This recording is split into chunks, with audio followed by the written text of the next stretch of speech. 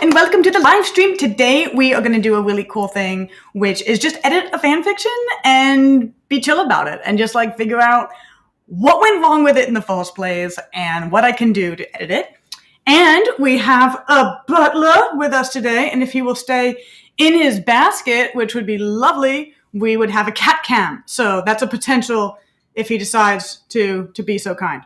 In the meantime, first I want to talk to you guys about what this fanfic is, why I started making it in the first place 10 years ago, and why I want to edit it now.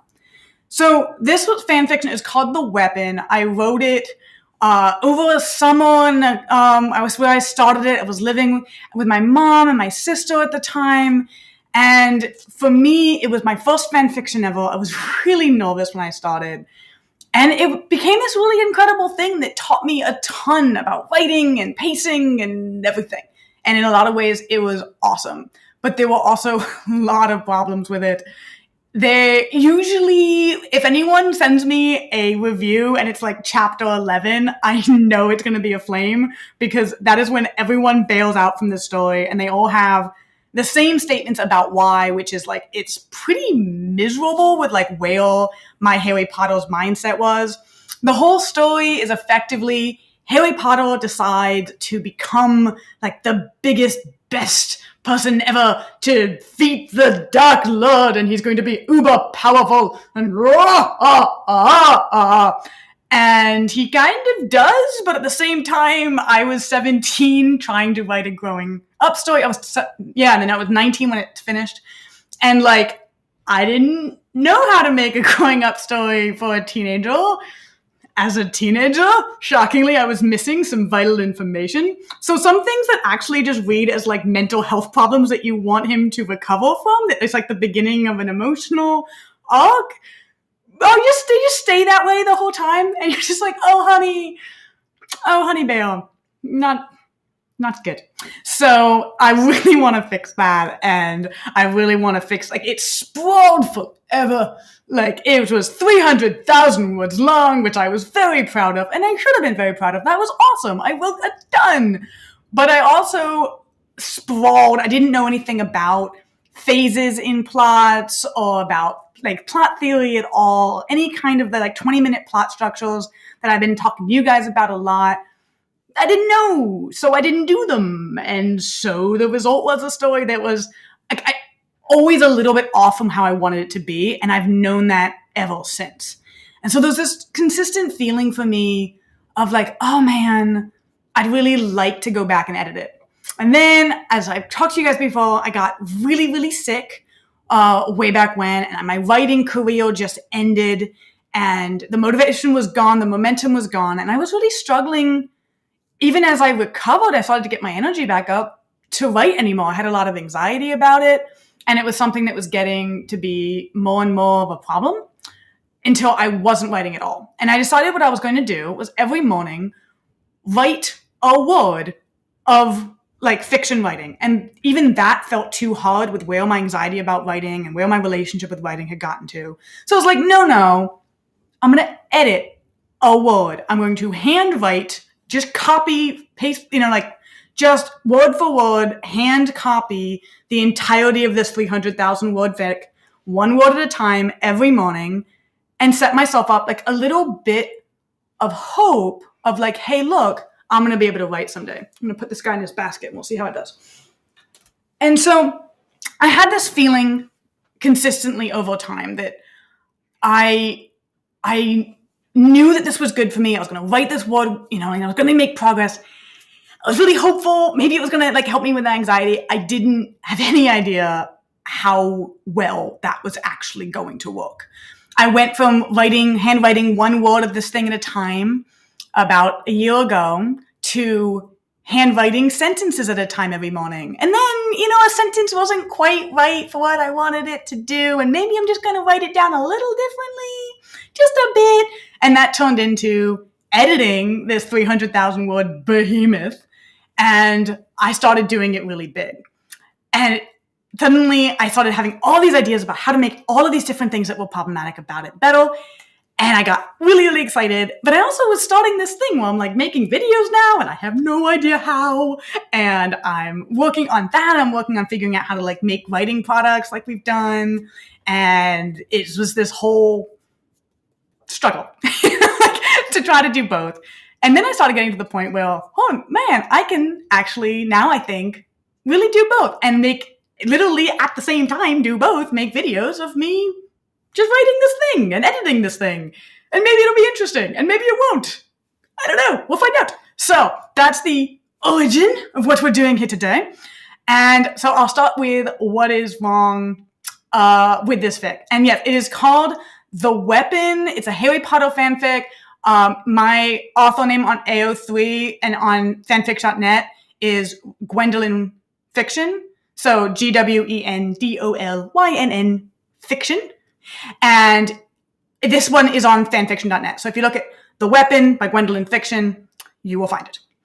And, Clara gave it a thing. Oh, you're so cute, Clara. She gave you a little link to it. So it's called Revise because I started it and didn't actually, like, I started it, it didn't go well, I got stuck, I was like, oh, everything is wrong, and then I was like, okay, I'm gonna redo it, this was 10 years ago, I'm gonna redo it, and post it again, and call it the same title, but revised, and it was confusing ever since.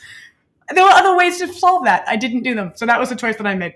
And so it's called The Weapon Revised, technically, and you can find it there, and I'll be going through it over time, and I'll show it, what the text as I have it, as I go through here.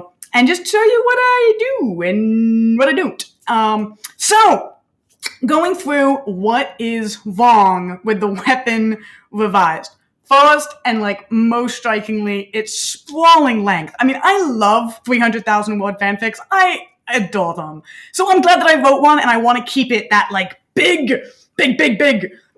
But I want to do things that I know now, like phases and arcs and part 1, maybe part 2, things like that, to break up that length so it doesn't kind of sprawl and sort of blossom outwards, but instead like feels like it grows steadily, intentionally, purposefully, and the like. So that's one really big problem. The second one is the lack of a romance. Now, that's not like a problem in a fic, but it's a problem with fic for me. I love romances, and the bigger problem with this one is I wanted at the time for it to be a romance, but I didn't pick which. So I kind of have like weirdly aborted beginnings, like those kind of these interactions with Malfoy that make you feel like maybe it's starting an emotional obstacle, like antagonistic romance with Drake, and it doesn't turn into it. And then you're sometimes like, oh my gosh, there's a weird interaction with Snape, or maybe it's turning into like an external obstacle or antagonistic relationship with Snape, maybe not. And you just never know. And it just kind of cuts off randomly because neither of the relationships worked because I didn't know how to make them work. And they just kind of, so we're going to fix that eventually too. The next is that I didn't know what flushed meant. I thought it meant like blenched or blanched or whitened, that the person's blood in their face ends up not in their face. That is not what it means. It means someone has more blood in their face and goes pink.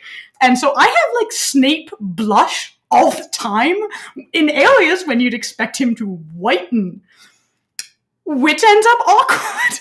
All over the place, and it's beautiful. It's like one of my favorite writing errors that I've made. I think it is my favorite. It's so great. So we're gonna find those as much as we can, and find out that flushed does not mean blanched. The biggest thing, the one we're gonna work on today, is the beginning. So like that's the first 11 chapters. They get the flames, they get the dropout. Like everyone abandons it before 11 chapters in.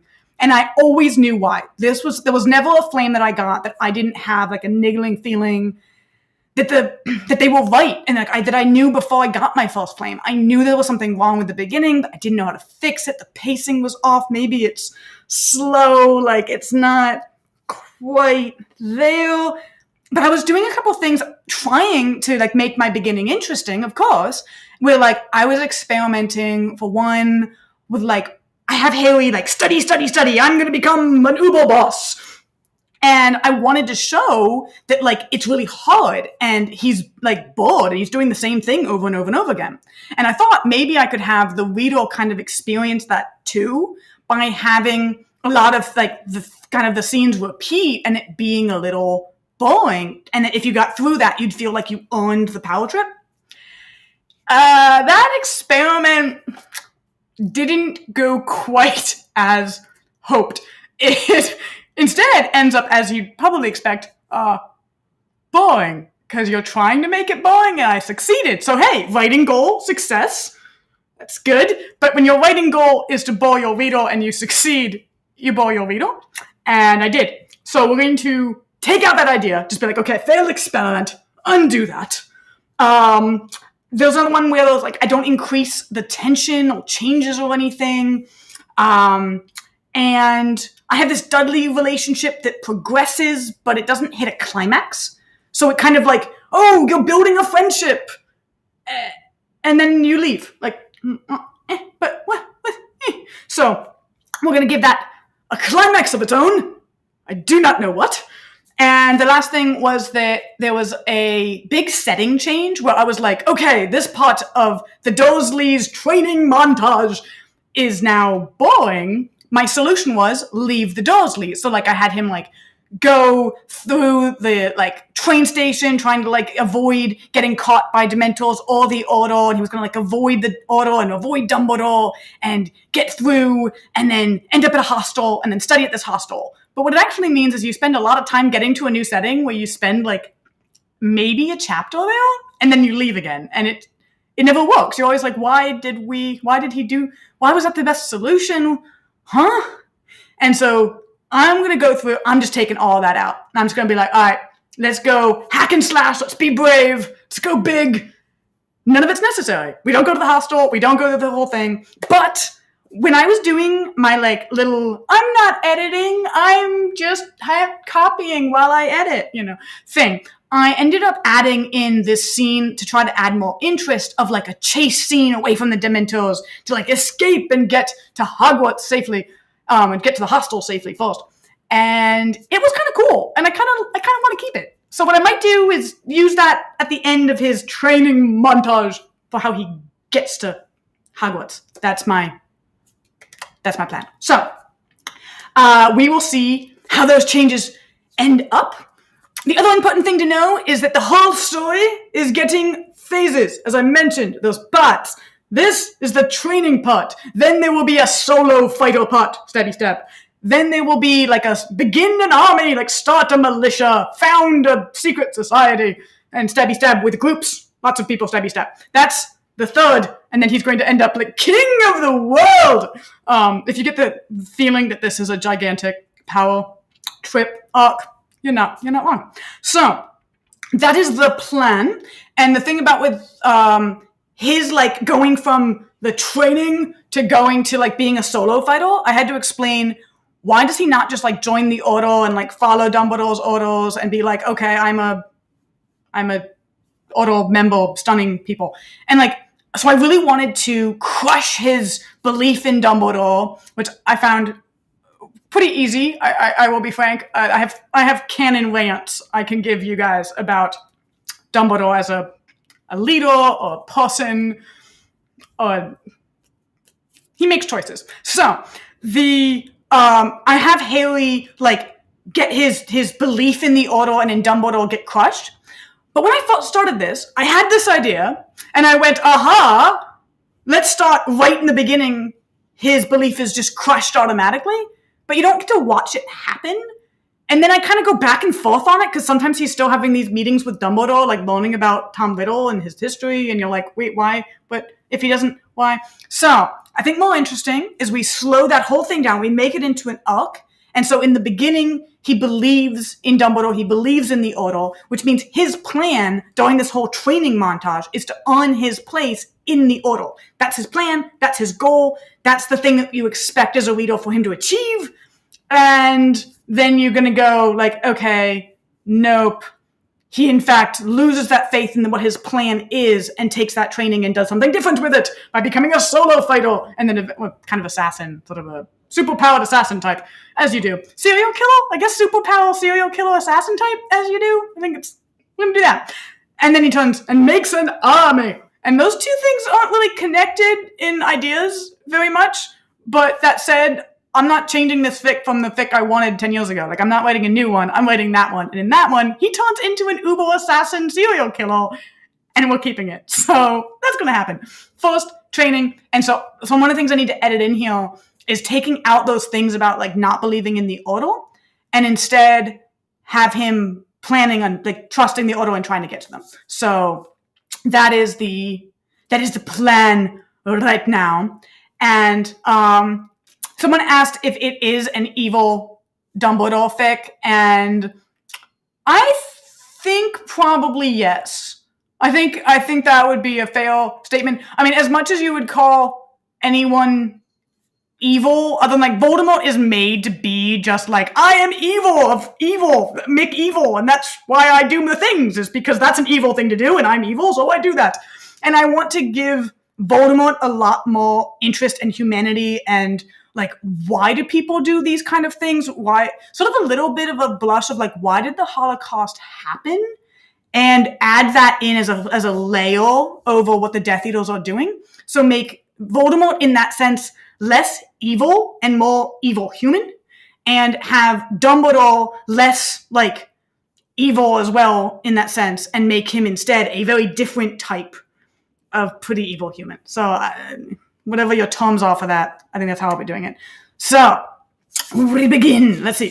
I have a way to share my screen so you can see my writing. Okay, there we go. That's exciting. This is a program called Scrivener. Over here, you have like all of like the chapters and stuff. And obviously here you have the text. And sometimes you might see me go over here and be like, I'm going to take a picture of this, which means I know exactly what this is like. And then if I edit it, I can tell how. So that's what I'm doing when you see that. Otherwise, this is the stuff I've already kind of edited before, a little bit. And then down here, I have like the actual full original text. This is like here. This is like the really 10 years ago stuff that I'll be like base editing. And then here is all of the scenes I just took out. He goes to the hostel. He goes to Bergen and Books. He gets a new wand for no reason I can remember. He leaves the hostel. He goes through Diagon Alley and he gets back to Hogwarts. We are cutting like all of that. So now we have these scenes over here, but these scenes that I'm keeping kind of are still taking place in a hostel. Like this one is in a grocery store getting food, which makes no sense if he's staying at the Dursleys. So I'm going to have to go through and take what I want from those scenes and just scrap the rest. That is the plan. So before we get started, I'm going to drink a cup of tea, because tea. All right, here we go. Now I am prepared. Okay, kind of. I've got paper all over my desk and it's exploding. Dear God. Okay, I have told you guys what's wrong with it. Woo. And I've told you the plan. I think that's over here. Yes. Aha. The plan. So, now, we have Phase 1, the Dursleys. I'm going to go in here. This is where, like, I've already edited some. I've got, like, the beginning of him getting a relationship with Dudley, where Dudley keeps offering him carrots, and it's cute. And Dudley's kind of, like, starting to have an emotional growth of his own. We're like, hey, he's trying in his life, and he's learning things, and we're going to have the beginning of that relationship be possible. And so he's like, can I stay in Harry's room? And he's going to spend, like, his whole summer, like, in Harry's room as Harry studies, and it's so cute. It's adorable. So I did that originally, like, 10 years ago, and I love it. I just never finished it, so we're going to do that. So next bit in here was, like, I introduced this idea of this individual book that he's struggling with called Protection Spells and How to Cast Them, Volume 2, Detection and Dispelling. So his task over this summer is to figure out this book that ends up confusing him. Do you see how we're putting in, like, a little arc of, like, tension? So we are adding that in because we're taking out all these things and we need to add in a bunch of interest. So I'm adding in this emotional thing with Dudley, with the carrots and the adorableness and his emotional growth. Harry's going to go through the emotional growth of, like, he goes from being very traumatized about his own ability to learn, which is why, like, he doesn't learn much at Hogwarts, which otherwise has always confused me. And he goes to the point of, like, aha, I know what I'm trying to learn. I know that I'm allowed to learn, that I'm allowed to try, and that books are less scary. So, like, that's one of the things that he's going to go through that makes the Dursleys process more interesting rather than just staying there. we're going to add in tension with Vernon getting like more and more mad. And we're going to add in, I think is that it? Well, yeah. And then we're going to add in maybe a little bit of an emotional growth for Dudley, like learning that he can also kind of be his own person as well. So we've started it here. We've gotten through. I've taken all the stuff out. Now we have him figuring out that he could do wandless magic, and it's because of Dudley's like help in a conversation with him. So I've connected those little things, which is nice. And here we are, the bottom of this scene. What I'm looking for is I want like the first incident with Vernon or with Petunia where like you have a feeling that that's a problem and that tension is going to start growing and things. So that's going to be where I will begin to write and edit, and it's going to be beautiful. So I would try to talk and tell you guys what I'm thinking and why I am doing the weird things that I'm doing as I do them, because that might be slightly more interesting. But if I do get boring, bring your own writing and just write with me, which is exciting. Because, like, fan fiction, right? Oh, you know what? You need to turn keyboards on to use them. I learned things. Dip it? No, still can't use it. Dip it. Connected. That sounds like use. Look at that. Oh, guys, I can write. Okay, here we go. So, I know what I'm doing. I know what I have. He gets cut off, and he's going to get cut off by something Petunia Dursley. So he had a cut off. I think that little quotation mark's going the wrong way, but that's cool. All right. Hearing footsteps come pounding angrily down the hall. That's dramatic. Oh, God. Oh, the suffering. Let me see if I can post this somewhere. Okay, there we go. I may be looking down slightly at you guys. Okay. I'm talking about a little coffee cup, by the way. He spilled a coffee cup over here. He's like, oh, God, to show that he's currently low on his power trip arc. He's tried to Axio things wandlessly and is mostly just embarrassing himself. So that's what she's referring to here. I have a thing where if I put these little dashes, my quotation marks go backwards. So I think I'm just going to be cool with that right now and fix it later. Okay. Right. This will be Petunia or Vernon? This sounds like Petunia. What are you breaking in my sheet? Ah, you're so angry so quickly. What do I do? Aha. Alex.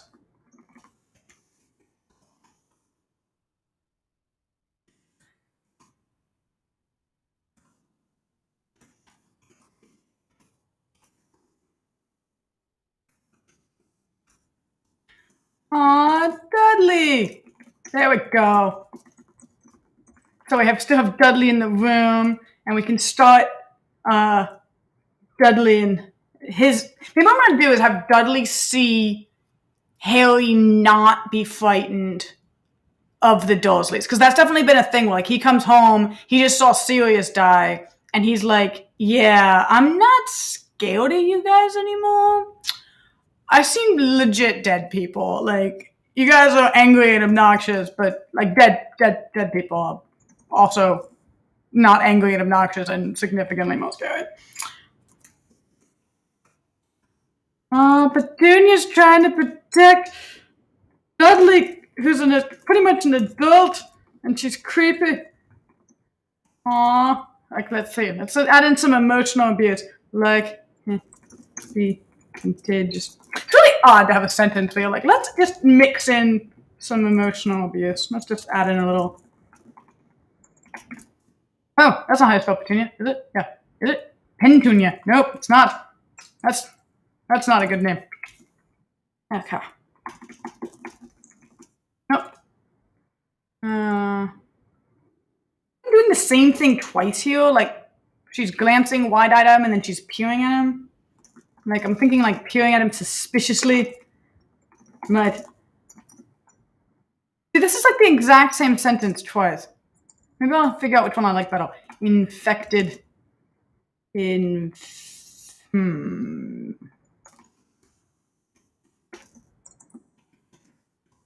we go. So let's see. I would like to change this sentence. This one's not good.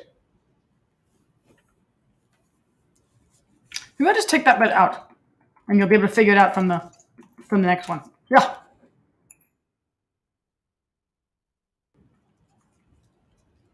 Okay. Oh, she can be obnoxious to Dudley, and his like diet for the carrots. To be like, oh, what's that called when you're bribing your children? It's not good. That kind of a thing. That might be a, yeah. I think I'll go with bribing. She wheedled, her voice growing more nervous. Now she's like scared of Harry. I'm not sure I want to keep that idea of like, well, I mean, the thing is, he's threatening them. Like, that's the reason why he's still here. So maybe.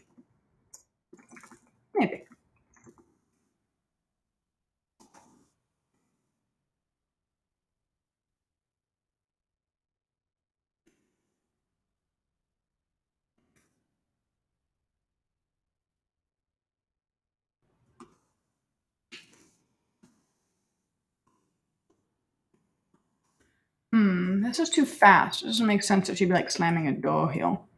We need something to be here. Like, there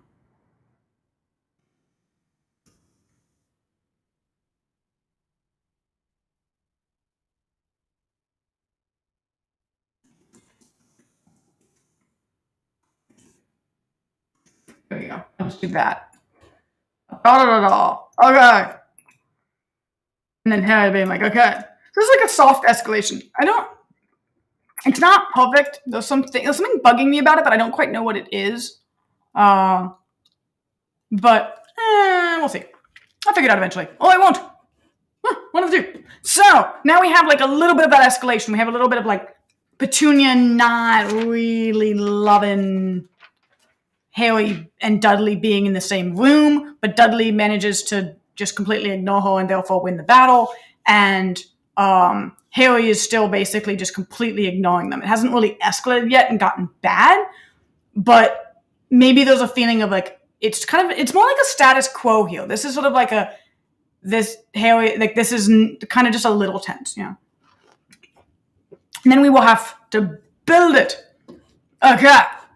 And then we have here, okay, I need to intro this scene. Right now, like, this just kind of states right in the beginning of the scene, like, this is what they're doing, and this is why, like, this is where he is at. And it's not subtle enough. So I want like a little feeling here. There was actually a really cool transition method that I learned from a book. I think by Naomi Novik, I think it was, who starts pretty much every chapter saying something that's like a declaration of a truth. It's not usually about the past. And then just kind of explaining it gently. No, it wasn't Naomi Novik. It was a fanfic. It definitely was. Because it was like, I learned it because of this fanfic beginning of the scene where Hermione is like, just kind of, it just states that when Hermione was a child, she loved, like her favorite part of the house was like her father's artist's bedroom kind of a thing. And then she built out the whole rest of the beginning of this scene just based on explaining that first and then declaring like where it is in the scene currently. So I want to try that. That'll be my transition technique. So I'll go with the heed. Just a blank statement of a Harry truth from childhood, and then I'm going to explain it.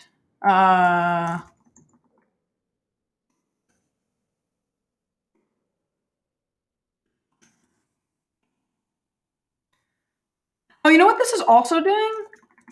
This is also giving like a status quo of what Harry and Dudley used to be. This is kind of giving the like sad Harry. Oh, and the background also of his sadness with books. Yeah.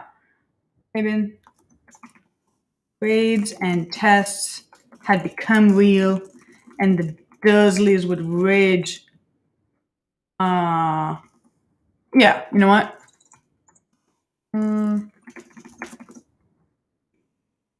Why would they rage? What would they rage like? Rage at? him for cheating. Does that make sense? They'd been safe places until grades and tests had become real, and the Dursleys would rage at him for cheating if he performed better than Dudley. Yeah, that makes sense. Okay.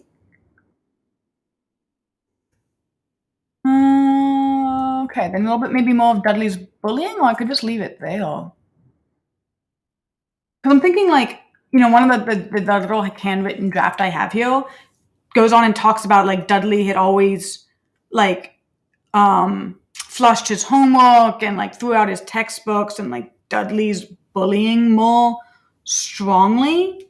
But maybe if I remind people of I don't have that much time to build this like whole friendship with Dudley. I really don't. I've got very little time for that. So I'm kind of feeling like if I were to do that, if I were to say, okay, hey, look, Dudley, like here's this background, here's this sadness, then like it's gonna be really hard to come back from and be like, oh, but they're totally friends now. If it was like really awful, I'm gonna look at it. I'm gonna look at it, and then I'm gonna see. It might. I'm guessing that this is the doomed text that I'm typing up right now. It helped that Dudley always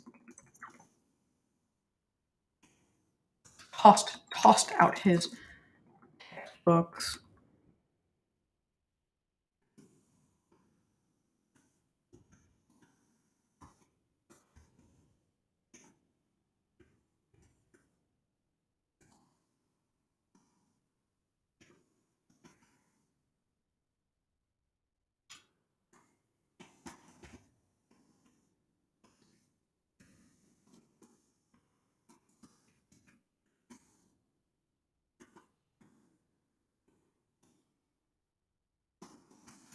Yeah, that's like it does build out a lot of his childhood here. But we already kind of have his childhood, Now I want to connect it back to the classroom idea. This is what, and then you connect it back to the why you're talking about this in the modern world, and then you've made your transition. So I need something like he'd been good at learning from classrooms.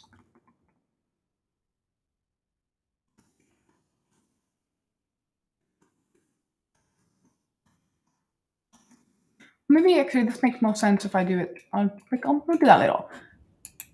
And even if homework and studying had made him feel anxious enough to vibrate out of his skin,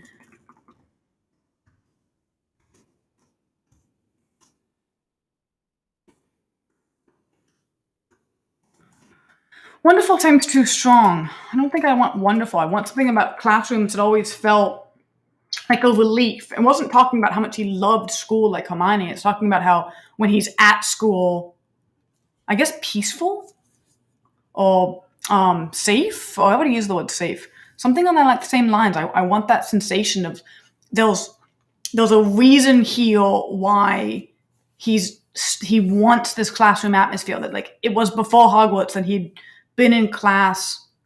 I think maybe the word I want some peaceful though is like talking about the external world. That's talking about the class is peaceful. I'm talking about something it always felt like anxiety free. Like that's something that brings you back into his emotions. It always felt like calming, for example, makes it you know that how he's feeling when he's there. It makes it's a stronger sense of him feeling it and not an externalized. This is what they are. So maybe I'll do calming. There you go. Classes had always felt calm. Classrooms, though, because then it's more clear I'm talking about the spaces. Okay. And then now I have to connect it to the current thing. He's frustrated. This is all him.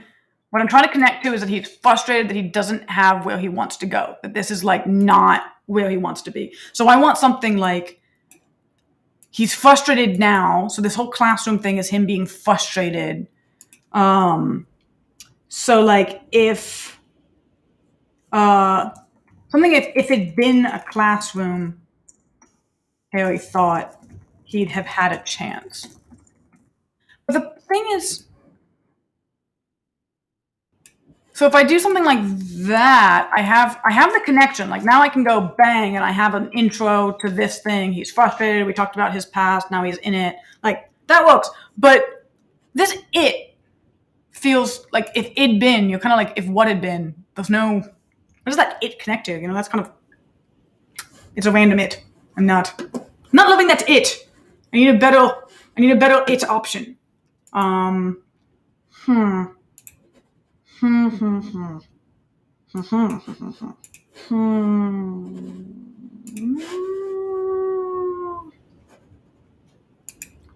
Like if he'd been in a classroom, he thought he'd have had a chance. That makes it imply that like his bedroom at the Dursleys is the problem. And I haven't said that. I had an earlier one that I did just like this, where I had it that like his favorite room in the house was always upstairs.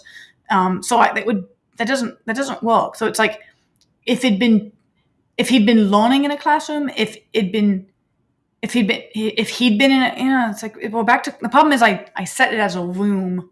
So, and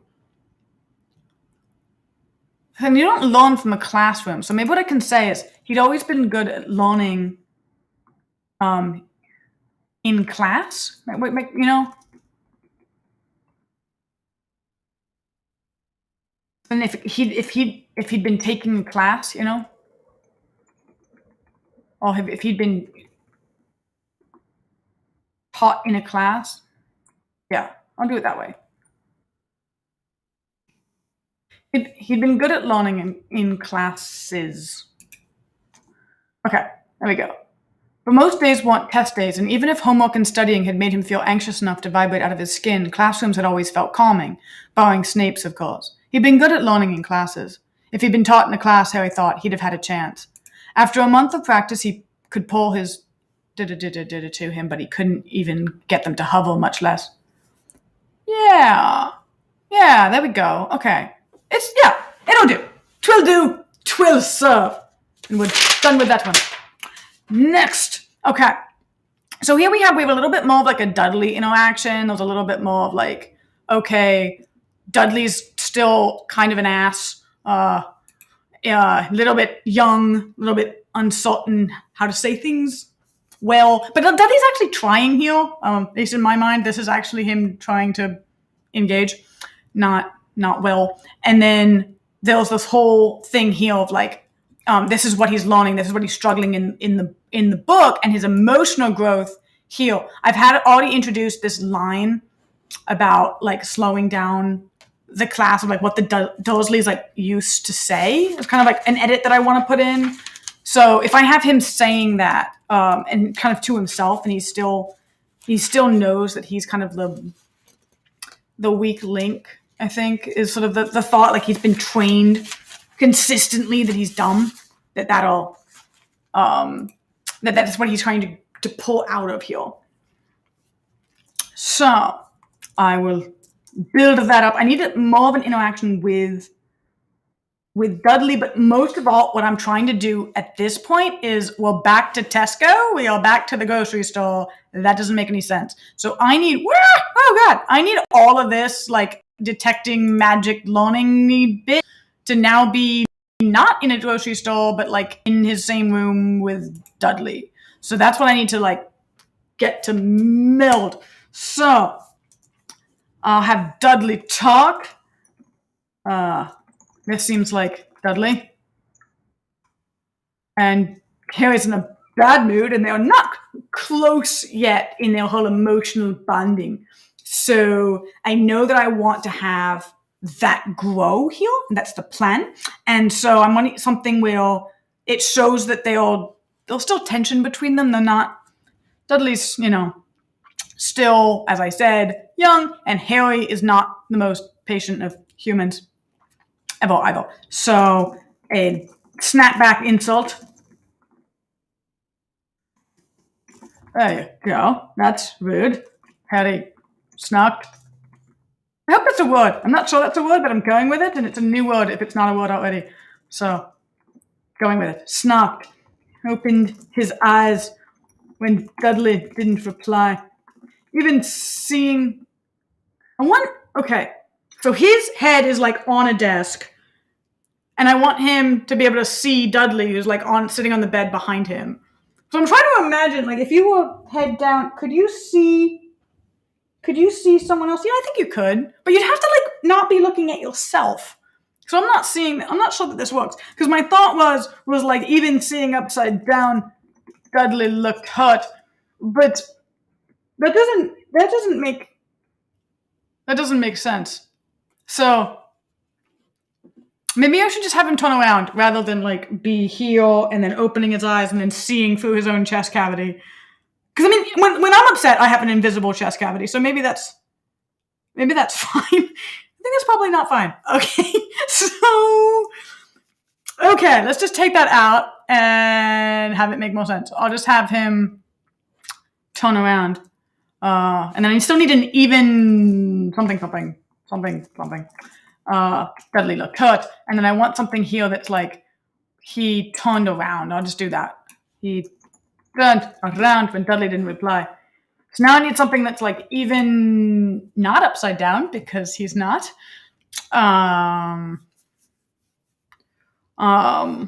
Maybe that's even Boyd in his Game Boy. That was the right era, right?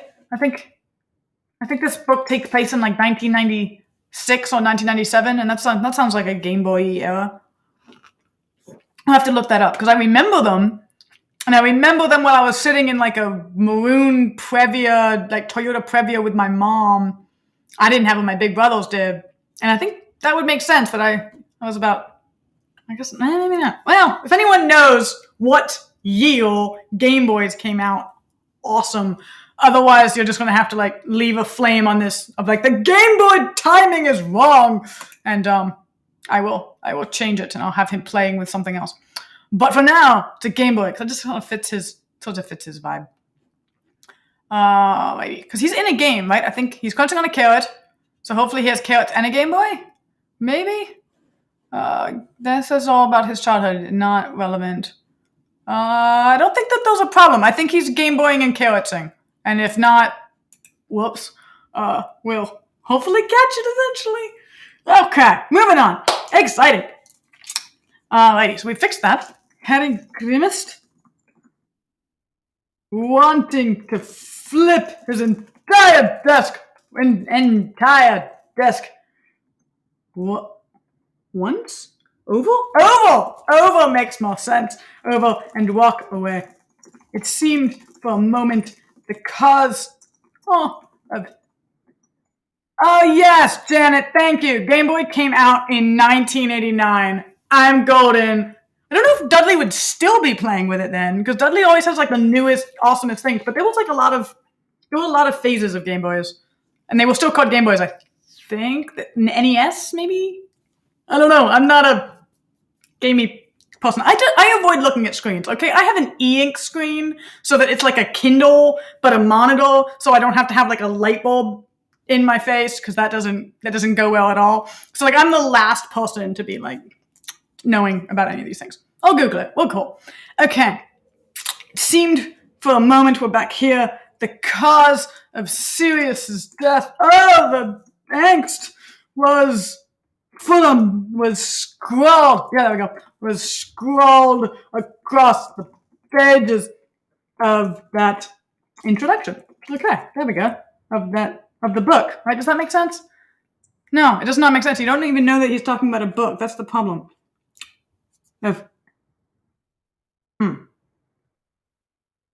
More clearly than any of its sentences.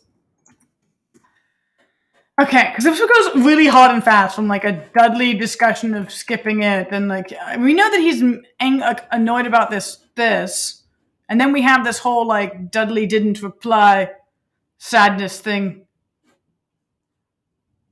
Because you think that he's upset right now about hurting Dudley, not about the thing. You know? So maybe... You know what I could do? If I just take this out and we just ignore the fact that Dudley's hurt because Harry doesn't care, he's thinking about his thing, then we have a more obnoxious Harry. And and just who's just not concerned about Dudley. But like as a reader, you still see Dudley there, like, oh, I hope he's not hurt. But you feel the fact that like Harry doesn't turn around, you don't find out, he doesn't care.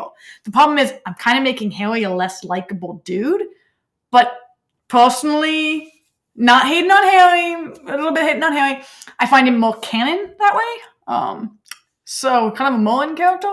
But I don't want to make him so obnoxious that you don't want to be with him and like read a book, and then you're like, oh my god, I never want this. This is blah, blah, blah. So kind of, we'll see. Okay. I'll let go of that for now, that he's just rude, and then he can also come to like actually acknowledge like being kind to Dudley over time. Like, let him grow, you have to start from a low point to have him grow. It's good immediately. Okay, now I have to go back to like where I'm at in here in the middle of Tesco's.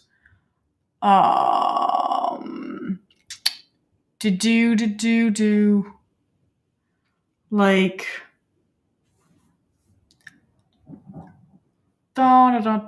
because I want a lot of this. I don't want to lose. Because I had this sentence before that Hermione would have understood, he had no doubt. So if I just take all of this out, is that okay? Do I lose anything that I really want? I think I still have. That seems kind of drastic. Let me see. Because there's just like one line that I wanted of it still feeling like spiritual nonsense. I had like a sentence about that. Because like I'm trying to add a whole thing about occlumency here. When I originally made this, another problem with it, Harry was like ultimate cosmic power, but like a little extreme. So what I want to do is take all of that out and instead be like, okay, what can I have him not gain as a skill? And like one of them was that he became like the perfect legilimens and able to read like anyone's mind ever and no one could stop him. But it was used like twice. It was not necessary. So I'm not going to give him that ease, which means I can have the time to like change what occlumency means and make it something that is actually ties to a lot of like meditation practices and the like. And I thought that would be neat to have it, have a skill that, because it's a muggle skill, we can understand what's going on to it, how to do it, and participate in that. So I find that neat. So that is what I will do. Okay, there we go. Obviously, we don't have a Tesco lady though. So I just wanted, where's the spiritual? That'll help me find it. Aha! Thank you. Okay. Do I have that? Oh, wait, I can do it that way, right? I can. No! Why? Oh, the pain. Okay. It only found one then? Is that what that means if it just like dies afterwards? Because. No, there's two. I've already got it. Okay. No, we're good. I kept it. I already have it. I did it perfectly the first time and I'm doubting myself. Okay, so we have to start from here. We go, it's all gone. And now we have combined the middle scene. Success. There we go. Now we're in the middle of Tesco's. We'll get rid of that in a bit. Because there's definitely not, this line makes no sense at all. But we still needed something where like it breaks up these phrases. Like as we take these phrases out, I have to replace them. Because he's so frustrated about failing at learning this thing, blah, blah, blah. He needs to do a thing. So just that. And then he can go back to, now he can have his little realization moment.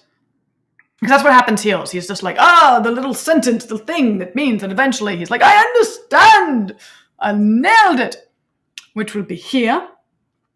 And then we've got Lane behind him, joke to right. So then I have to have him here. He has this like,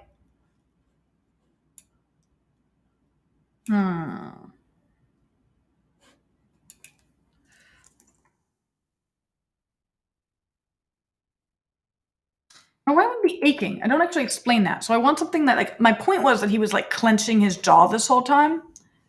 But that doesn't actually work. Instead it just feels like he has a dentist appointment coming up. Like that doesn't. Okay.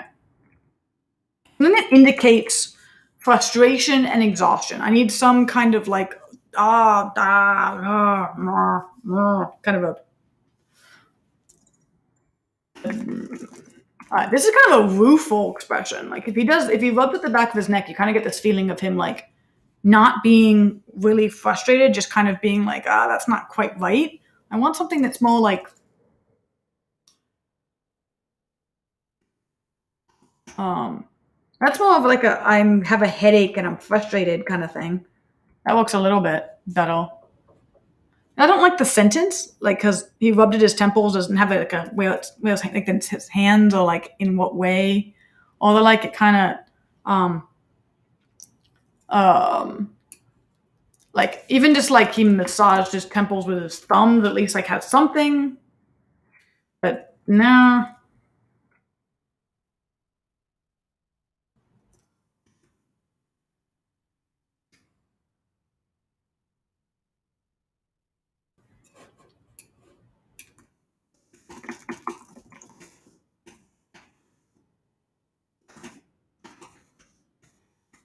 Just say straight out like what he's doing and why. He's scrubbing his face. Yeah, he could do that. So I could do this, or I could do like how. Let me see what that looks like. I don't know. So basically, the question would be, which one has better to have like right before realization? Is it like I'm frustrated, like wiping away what I've done before, or is it like an I'm frustrated in pain kind of thing? It would be like which one of those fits better with right before. So I've talked about his headache way too much, so I think I'll do that one. And that kind of has that feeling of this like, oh God, like this doesn't work, and that's what I'm trying to have him do. Is like this does not make sense, and then he can be like, oh my God, I came up with something new. So then he's not going to joke with a broken wheel. That doesn't make any sense anymore. Oh God, oh no, oh gosh, there we go. And then he can be like, oh, I've had a realization, slamming backward in his presumably chair. Indeed, chair.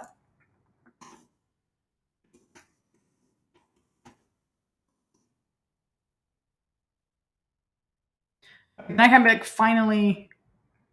Oh wait, did I just delete a sentence that I needed? I think I did. It's something like finally. I could look it up, but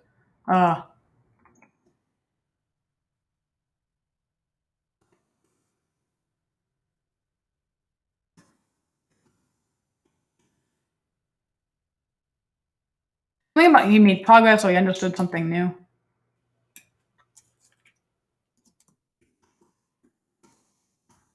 I could just say he understood something new. And then he's all like, no. Obviously, he doesn't turn into the bread aisle. That's not a thing. So what does he do when he groans aloud? I guess dropping down. Well, dropping down to the desk again feels like his whole body goes down. I just mean the chair goes dropping down to 4 legs again. Then it hit him and he groaned aloud, dropping. Like I need him just going back down. How do I get him to go dropping down to the desk again? I went to the floor again, but he's not. He's like dropping down to 4.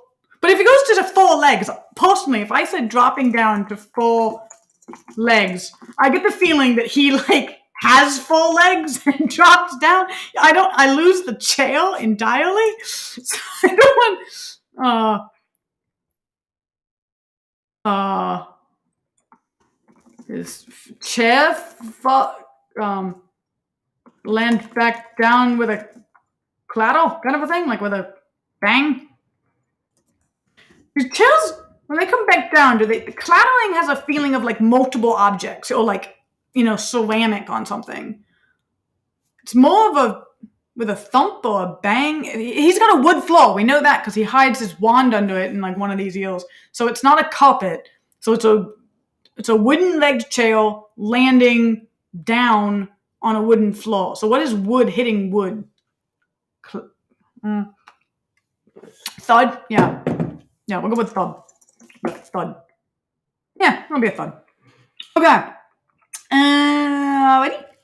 There we go. Now he can be all frustrated. I know my indents are like out of control. I haven't found that it matters at all because when you put them in like fanfiction.net, they all do the same thing.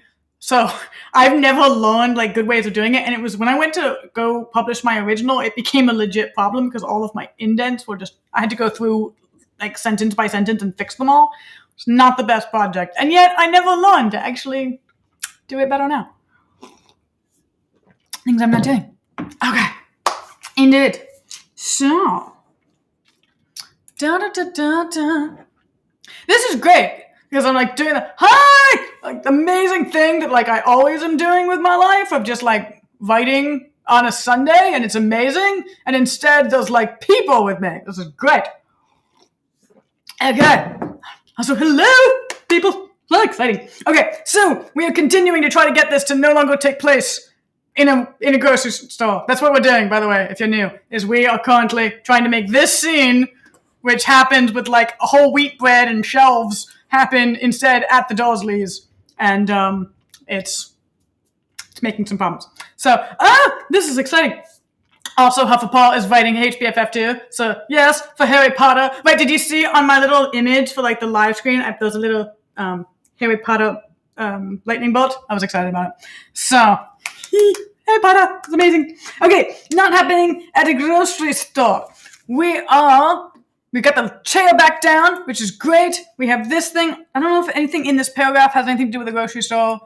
I think we're fine. Okay.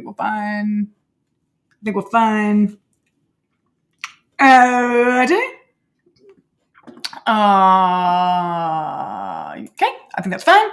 Now we go from here. This, I think, is dramatic as hell and does not, like, he goes from 0 to 60 here of just, like, being ready to cry and then being, like, all back to the motivation. And basically when I was writing this originally, I was really struggling to be like, but what if they forget Harry's motivation? So, like, every time, for probably like twice a scene, I would remind people that it's actually about Sirius's death. I think it was probably sufficient. It was probably enough. So I think what I'm going to do with this one is just a really great little one of those nopes right in the middle there. Okay. All right. So then he's going to be like, okay, he's going to like, rather than have this big emotional, the sadness, instead be like, get back to it, started and not, yeah. So, to take another gulp of coffee. Wait, I already had him sitting up. Because this was before he was down on the sadness against his desk. Then he sat up to be like, a new thing! And then he was like, not a new thing, and then landed back down, and now I have him sitting up again. That does not make sense. So he's not sitting up. He just takes another, he just does that. Takes another, Harry takes, no wait, this is in the past tense. Isn't it? Yeah, took. I'm so good. Okay. Another cup of coffee. All right. And no, is it just okay? Yeah. And steps back and forth in his room. There we go. Now he's all like think. Much better than which is where he was at before. And I couldn't even reread these 11 chapters myself because of it. I mean, there were other reasons, but like there was always that was like, enough, I'm dying. So really happy to take that little bit out. Okay, diving back in. So,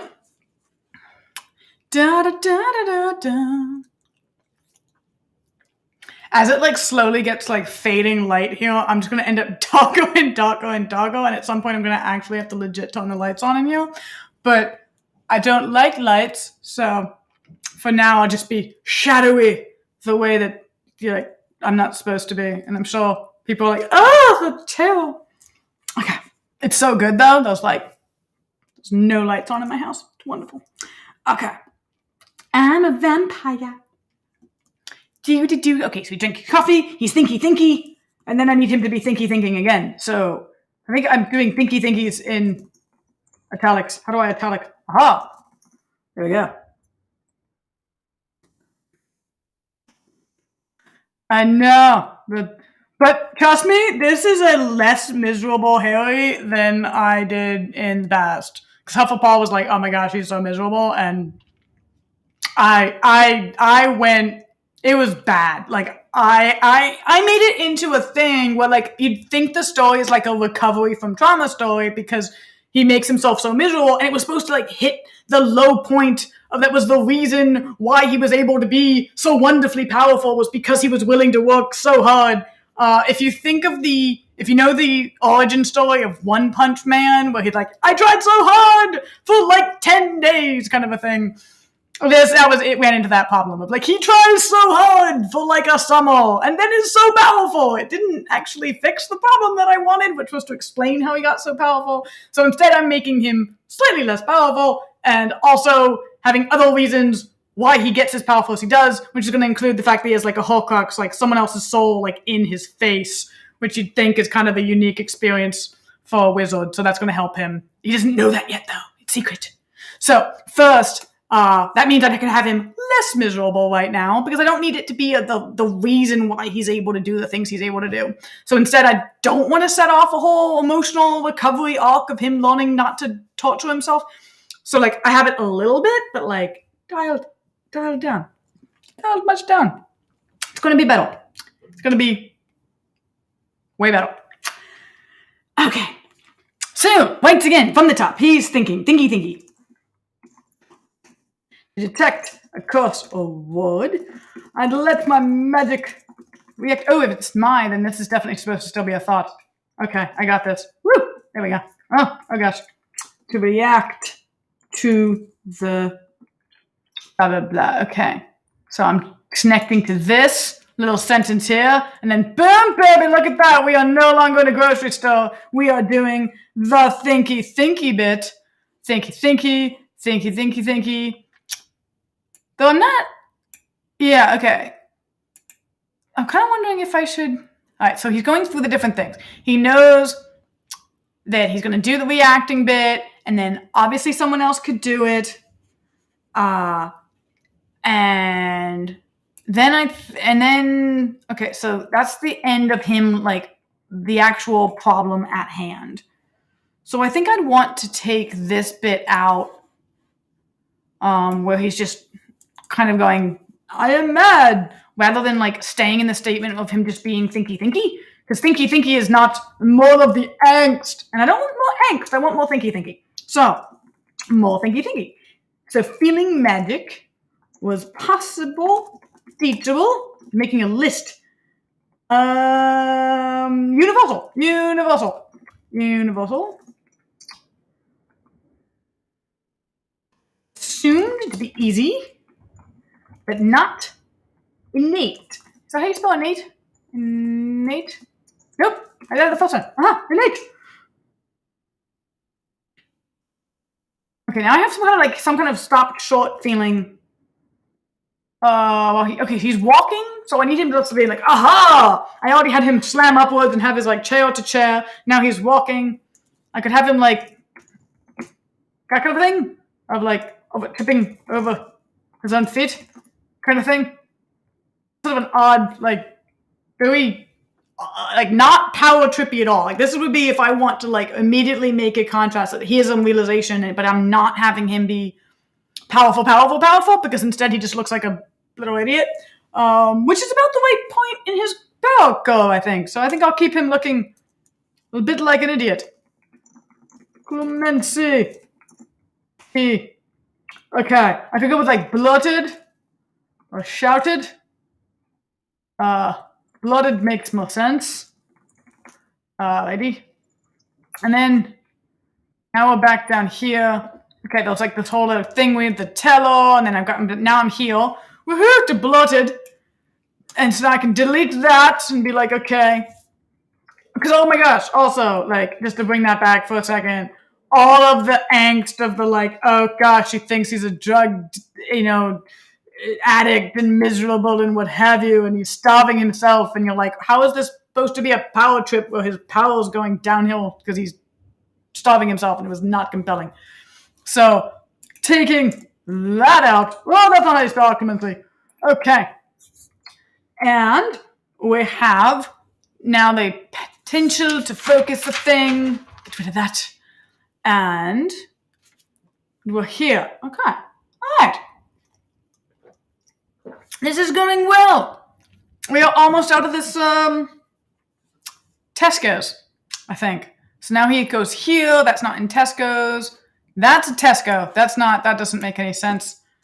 So he's letting something else fall away. We need some other sound. We have Dudley doing his thing. So letting the beeping music and clicking buttons of Dudley's Game Boy fall away. I think Game Boys made music. I think they did. I don't remember, but I think they did. Okay. And then he can be back to like thinky. Okay, this is the bit where I'm going to have a little bit of the like, we're going to turn this into occlumency is actually just basically just meditation or walking meditation. So that's what I'm slowly trying to build up here, but he's not quite fully there, but we'll get there. He's still like, this is nonsense. And then a little bit of he knows magic. What if intrinsic? To extrinsic. Unclear. Got it. So what I'm trying to do here is use the fancy technical talk to show that Harry has actually learned something of magical theory in his time in the Dursleys, and I'm kind of start to move on in his whole power trip training arc of like him getting over with this emotional growth that's getting woven in, where he's like scared of books and learning. I need him to start having wins. So this is like a little bit of a subtle, hey, look, Harry's actually able to talk about magical theory now, win thing. This mug is the best. Okay, so and then we go through and we take a little bit more of this out. I think this has to be a thought though. Yeah, because I'm taking this, now I'm about to heal, and I'll just go and I connect that. Okay, so I'm kind of doing a weird thing here. This is him thinking, and then this is the narration picking up where he's still thinking. But I think I'm going to do it that way. So, cool. I'm happy with the transition. It's okay. Okay.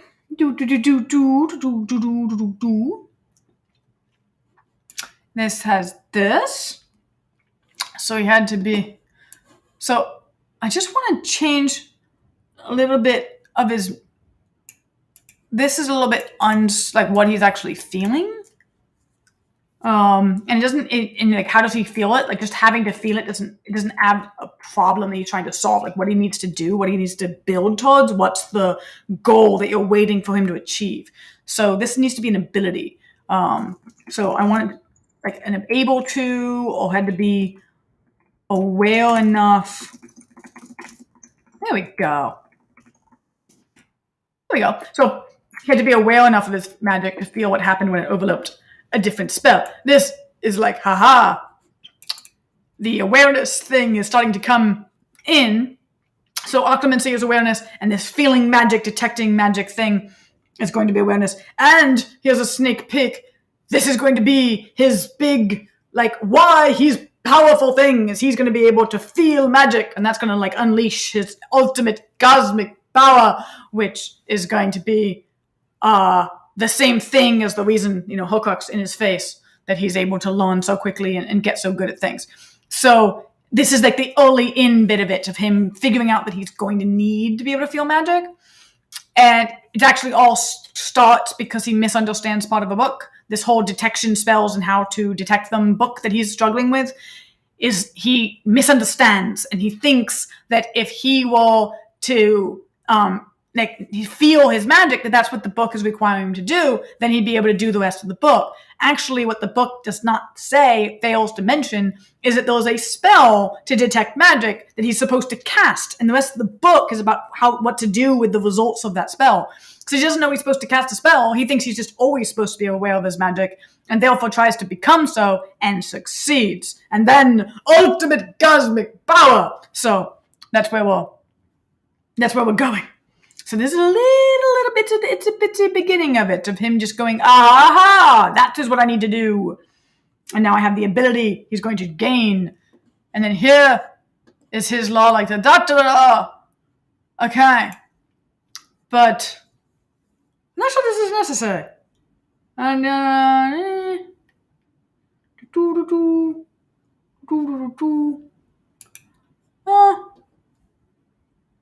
yeah, okay. I'm not sure if I like him cursing in this story. I was trying to be like, he's a teenager, teenagers curse, but I don't actually. It adds a lot of negativity and a lot of anger into a lot of his statements, and that is kind of where he's at, so I'm going to leave it for now, but I've definitely had this little niggling feeling that I've never really liked it very well. For one thing, it breaks canon a little bit, because obviously they never curse in canon other than saying like, oh, Merlin and that kind of thing. So it makes him an actual teenage, like, muggle born. That bit woke. That was my plan, when I was 17, but I think it does it at a pretty hefty cost. So to me, it kind of still pops me out of the whole Harry Potter world where everything's, oh, Merlin, oh, wicked, that kind of thing. So I'll probably, because they say like bloody hell, and they're like, and that's not a curse, but it's not the same. So now I need to like take out the rest of this. This makes no sense. This is all like thing like with the Tesco. So we're out of Tesco's. Tesco's is done.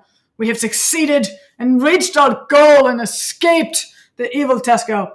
The question now is, how do we get this issue with Vernon back in? Because we've moved on the whole like Dudley the arc a little bit here. We've really pushed forward his power arc, and I want that little bit of like Vernon escalating thing. So he did just like slam onto the floor and shout and stuff. So I can probably work that in. That's my plan. So I have like, boy, Vernon, shut it. Rattling the handle at the locked door. Oh yeah, because he learned to lock his door before. Yes, we are building on the past changes. So he locked the door, and now he has a locked door. So time has passed. Okay. Oh, you know what? To weave this in, rather than finishing this before this starts, I'm just going to weave them. So now I have like, he's thinking, and he's made a conclusion. Maybe I'll move the conclusion as well. Maybe I'll put that down here. Maybe I will. We'll see. Alrighty. So here I'll have more of Vernon. See, this is where I would put more cursing. Is that how you spell hollowing? Hollow. You can probably tell I'm not the best of the spelling things in English as a skill set. It's not mine. So now that's exactly how the grammar of that sentence also was supposed to work. So you're welcome, English lesson. Hollowing in the middle of the... See, like, I kind of want to say, like a curse word here kind of makes sense for Vernon. So I guess I'll do that, and I'll come back and change it later if I do. But now I'm like, oh gosh, I cursed on my live stream. How could I? I'm corrupting the little children. Okay, taking it out. I can't handle it. Oh, but I will say this. Okay, this makes sense. This is a good system. Just blatant threats of emotional and physical abuse, but not cuss words. That's over the line. Okay, watch this at your own risk. Okay.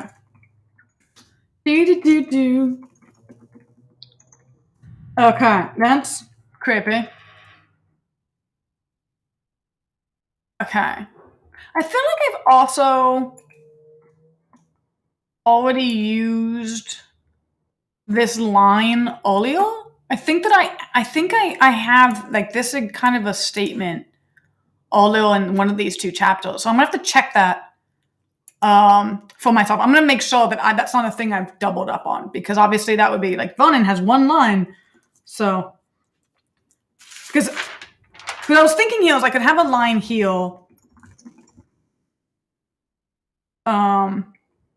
about it, like having said it earlier, but I'd rather just have him say it earlier. I'd rather just either says it now and he's never said it before, or he said it earlier and he doesn't say it now, but I'm not going to do it twice. Decision made. Okay. Alright, so Harry's just like, blah, blah. That's not like a shaking a dog, though. Shaking a dog is like really dramatic, like my glasses would fall off my head. So that's like a little bit, I just mean like a, you know when you shake off like a thought or a memory and you end up like with a little tick where you're like, I need a word for blah. Harry blad doesn't quite, Harry blah. Yeah, shuttled. I guess I'll do that for now. If y'all have an idea of how to write blah into a sentence, let me know. Okay, because we need it in this moment. Do. So Harry shuttled. That makes more sense. Throwing off, tossing off the, throwing off the, disturbing.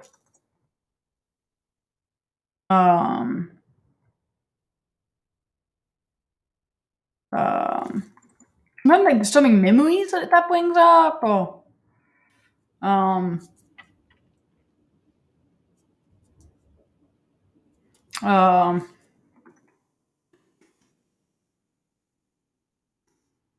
of instinctively doing this kind of thing. So that's kind of like he's kind of going ugh kind of thing, and then going back to what he was doing.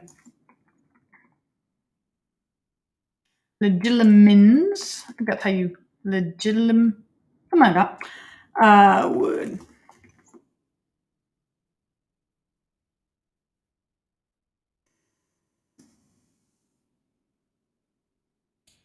So I was thinking about like explaining how occlumency works here by like going into like legilimens, like what legilimens would have done.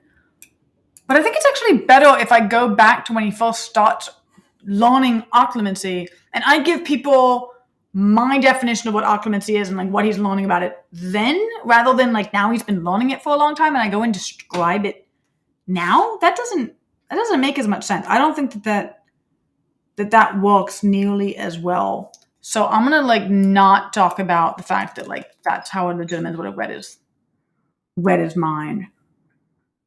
But I do need to combine the 2 thoughts, though. I need him just to figure out that he could do occlumency and he can do his like magic detection sensing as the same thing. That could be at the same time. So maybe I do need to do this. So if I did something like I was doing before,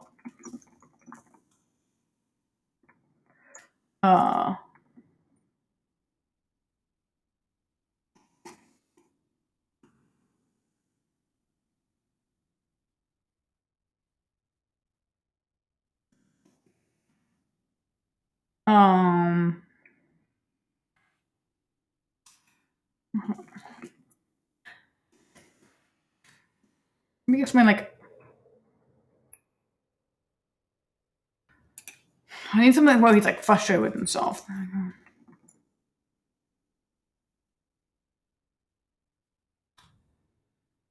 There we go. I don't want to be without a doubt, without a problem, so.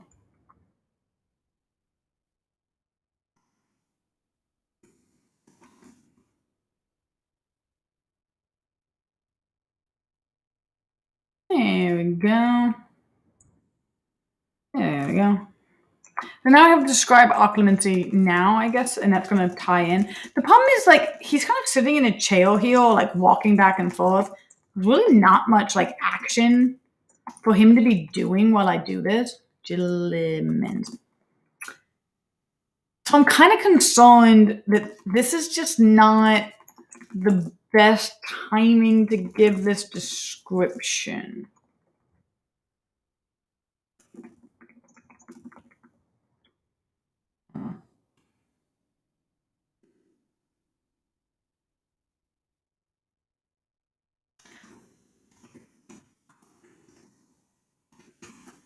So like, but I want to eventually what I want to describe is that a legitimate can always read your thoughts, but if you keep your thoughts on something benign, then all they read is that benign thing. You're thinking about dogs, and so all they learn is that you're thinking about dogs, and you don't give away what you're like actually feeling or thinking or whatever because you keep yourself concentrated. Which is kind of cool because at that point, if I can establish that that's what occlumency means, then like what Snape is able to do is keep his mind actually that locked on the problem at hand, and at the same time be like holding a full conversation or teaching a class or like doing something else so by rote and by like splitting his attention that he's able to do one thing while actually really thinking about a totally different thing, which would be kind of impressive and builds up his mind and his neatness. And he's going to be like a whole character and have a friendship with Haley, and it's going to be amazing. So I want to build him up. And that kind of gives you like this feeling for what occlumency is doing. And I like that, but I just don't know if I like it here. Just the timing. It was possible though, was to be always thinking about dogs, or that's not two dogs, about garden gnomes. That's more Harry Pottery. Math problem. Math is also totally muggle. Arithmancy I could do, but he doesn't take arithmancy. So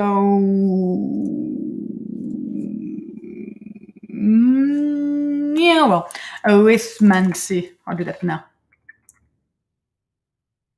And arithmancy problem. Grammar. Rating Harry Potter. Rating Harry Potter.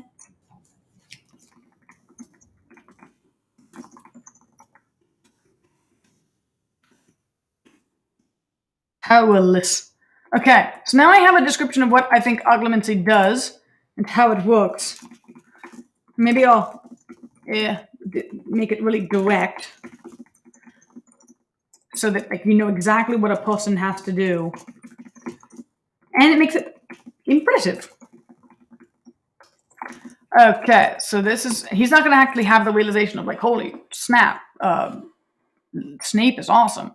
But we'll see. So we have this little like, okay, thing. Do I want to put it here or like way back when he starts figuring out what occlumency like even is? So he's not doing it here. He's doing his little wandless magic here. Now he's learning it here. It's not too late in to like when he's doing it, but like I have this whole thing here. I do the same technique with this is the transition where he's talking about just a statement about his past and then it describes it. And now you have him like thinking a lot and you have him learning. And this is like really early on in this whole scene and he's refusing Dumbledore. And he's like really struggling with his books. But do I have like I could give somewhere in here and then like Vernon's first like being aggressive and rawr, rawr, rawr. Aha. Okay, I did have it all to here. All right, so if I put it there we go. Now I've okay, so I've already described it. I put it back here, and I'm going to trust myself that I did that for a good reason and that was the proper place for it. So now that I'm here, I can't have this here. This is I've already moved it. It is already over there. So now I have back to the problem one. I need to connect what he's thinking about right now with this realization about his occlumency. Well, and kind of finish out the scene and give it a pretty good conclusion. So that's the kind of like, so maybe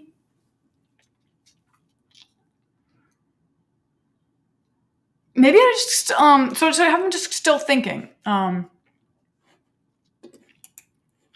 So I can try to connect these two sentences at all. I could just do that.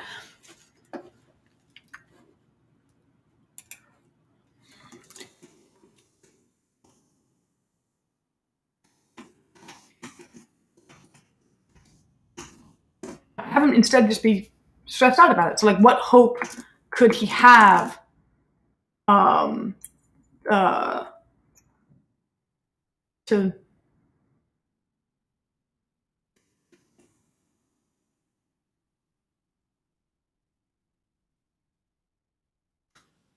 never been interested in studying.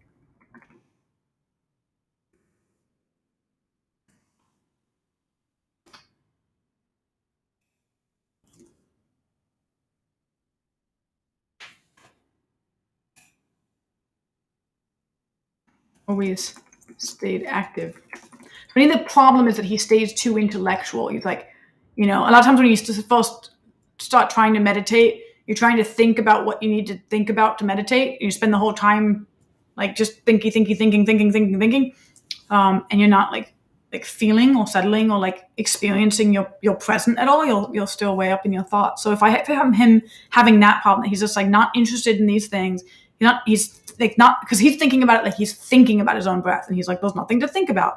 But the good thing here is that with trying to feel magic, he's trying to feel his magic, and I'll make that the thing that means that his occlumency goes better and his detecting magic worked. So I'll have it that actually the detecting magic helps his occlumency, and now I can connect them. Aha! So his mind always stayed active.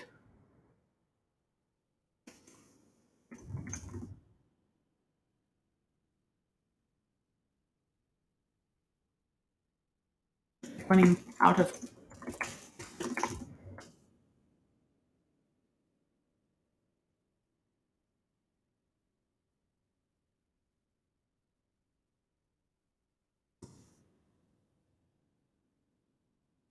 Him like way overthinking this.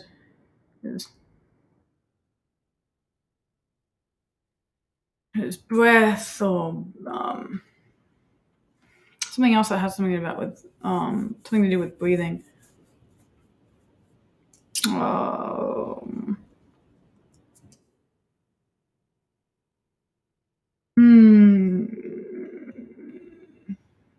It's just not that much to think about with your breath. That's the whole problem I'm trying to express. But now I'm running into it because, like, breath, lung capacity.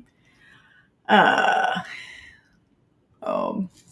mean, that's a breath or breathing or lung capacity is it just is a copy of itself. It doesn't actually give you a feeling of the things he's thinking about. I want more of a list. Oh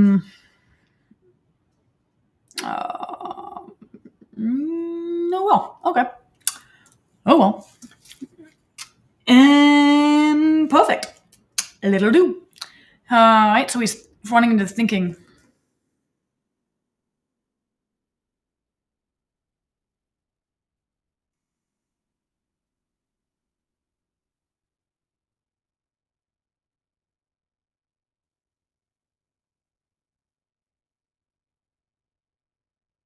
He is still pretty far off here.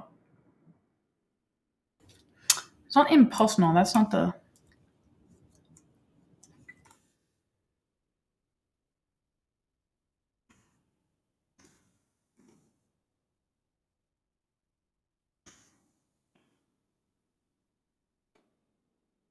It might be hard enough because I meant something the sensation of deep enough. Like when you have a topic at hand that you feel like there's so much there that you really could sit for hours and think about, and just like you never, and just every time you dig beneath it, there's more there.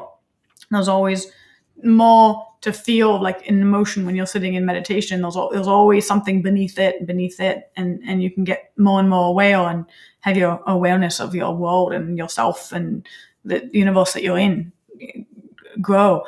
So I want something that's kind of the feeling of that for him.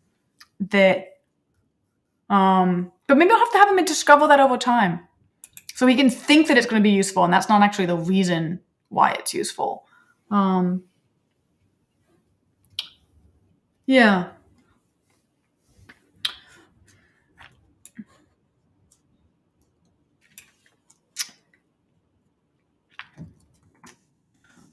Enough for clemency. Physical and emotional. Yeah, there we go. There we go. He could do, not do. That he thought he could do. That makes more sense. By far.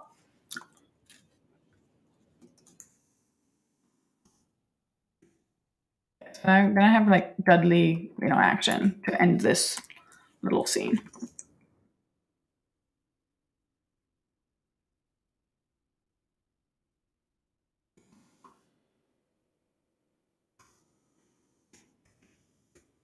I don't want both of them.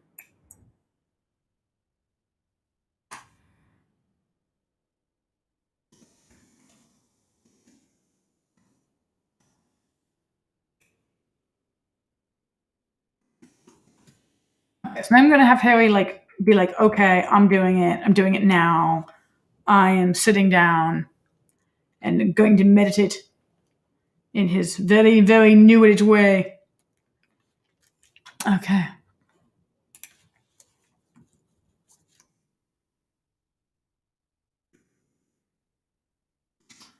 Okay, so what's going to happen like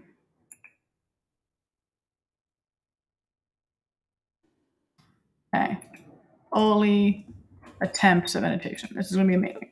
Pinching his fingers like a alright. Finger goes.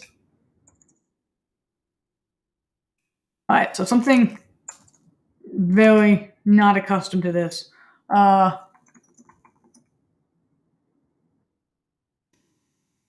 we go. As I've seen in a magazine, you don't quite have that feeling of being pictured. So I like seeing pictured in a magazine.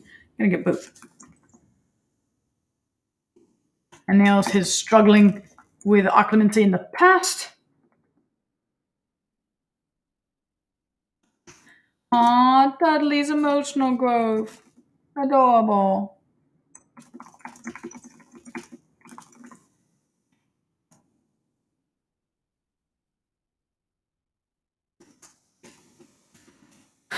Aw, it's like magic.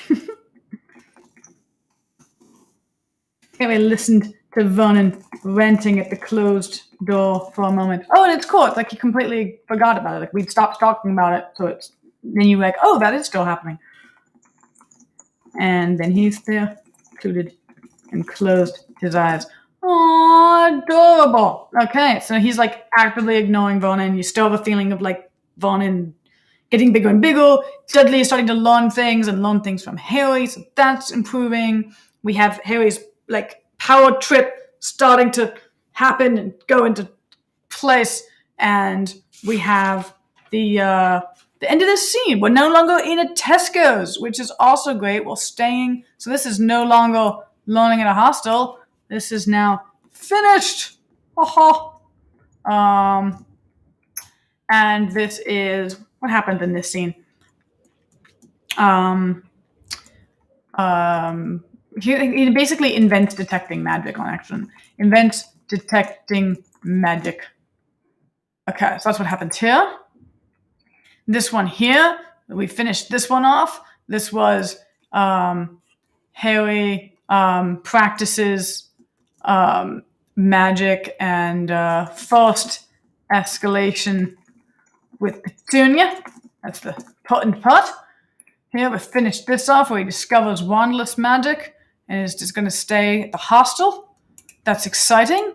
And the next bit here, eventually, is going to be we weave this in and we're back to the hostel problem. So we have to get out of this hostel and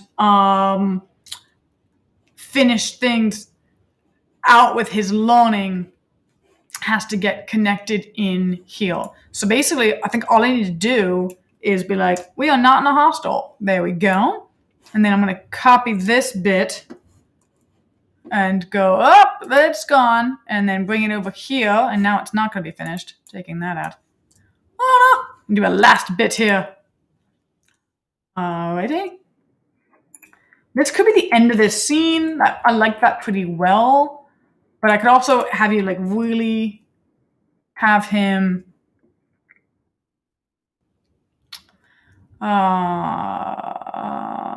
like doing it kind of thing. But no, I think that we should leave that for a different time. I think honestly, I like this scene ending with just him ignoring Vernon, closing his eyes, and that gives that like really strong statement of like, this bit is over. He's done. So instead, what I'll do is I'll leave this here as just him. This is what he's doing. I don't think even we need it. Maybe ever. I think right now I'm just gonna remove that bit and be like, nope, you're not good enough. You come down here. Taken out. And I'll just remove it. And it will end with him he has locked this door. Then he has and escalated with Petunia. Then he's into detecting magic, and then he has this door still locked and Vaughn and angry, and his relationship with Dudley has come to a higher zenith. And then we're good. I think that I'm really happy with this. I've gotten the hostel done. I've gotten the Dudley relationship improved. I've gotten the emotional arc for Harry, so it's still like interesting and something's happening during this whole time. He's not in a new setting. We're gonna stay here the entire time, and then he's gonna go finish out his like great learning. And I think the next scene is gonna be Vernon and him. I need like one more like escalation and one more like check in on where his magic is at before he leaves, and I just go to Hogwarts. And this is the end of the first like little training montage at the Dursleys. So I think for me, I am gonna close this out because my brain is melting out of both of my ears for sure. But this was wonderful, and thank you for joining me. And I'm so glad that we got this thing so much better than it was, because, oh gosh, that was rough. And now it is less rough, and that's so exciting. So I'm really happy with that. I think, like, I know that my writing is not in a lot of ways like where I want it to go. And I'll still have those little niggling feelings of like, this isn't really quite where I want it to be. The same way that 10 years ago, I had all of these, I knew every single one of these problems. I just didn't know how to fix it. And now I'm able to fix those and have new little niggling feelings of like, this is not quite it. And so 10 years from now, I can go back and we'll edit this whole thing again and be like, these are all the reasons why it's wrong. But this time I'll have video of me making the mistakes in the first place. And I feel like it's going to be beautiful. It's going to be a piece of art on its own. But thank you for joining me. I had so much fun. We have rescued this fic from otherwise the 11 chapters of flames that I receive eventually, though not today. I will finish out the edit entirely, maybe doing this live the whole time because I had a lot of fun. And eventually we'll get to the point where we're able to post it and be like, it's done, it's fixed, we've recovered, which would be lovely. But for now, I will simply have to say goodbye and happy writing! Thank you so much for joining me, guys.